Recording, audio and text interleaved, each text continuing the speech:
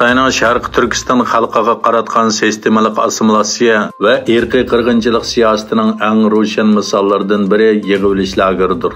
Ma'lum bo'lishicha, zolim Xitoy hukumatı Sharq Turkistondagi yig'ilish lagerlarini kuchaytirmoqda ekan. Shuning bilan birga doiralar atalmish nol Kuvaytni bahona qilib, Uyg'urlarni karantin lagerlarida so'g'uq va ochliqqa mahkum qilmoqda.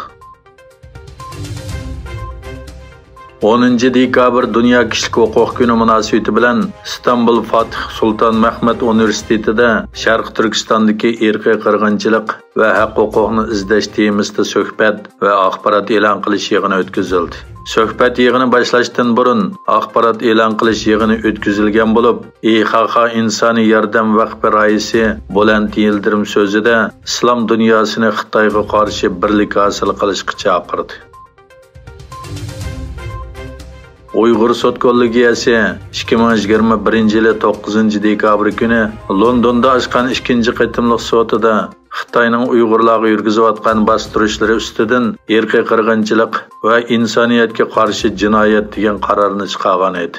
Bu munosabat bilan dunyoning bir qism ellarida Xitoyning irqiy qirg'inchilikka qarshi namoyishlar elib berilgan.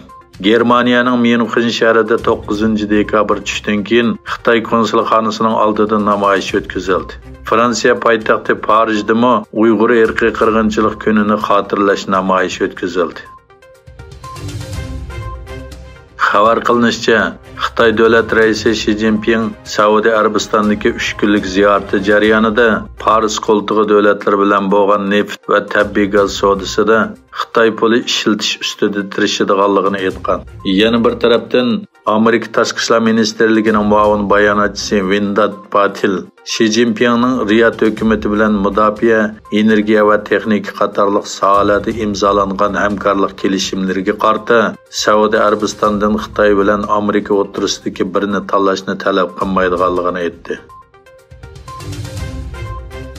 Serbiya prezidenti Vučić xalqqa qilgan so'zida Serbiya Kosovo munosabatini baholadi. Vučić Shimoliy Atlantik Akti tashkilotidan Serbiya armiyasi va saqchilarini Kosovoning shimoliga o'rlashtirishni talab qiladiganligini aytdi.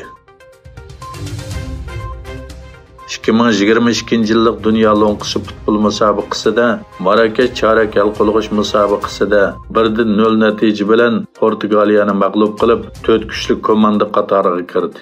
Bunun bilan Marrakesh Dünya Lo'nqisi tarixida yarim hal qilg'ish musobaqaga kirgan tunji Afrika va Arab davlati bo'lib qoldi.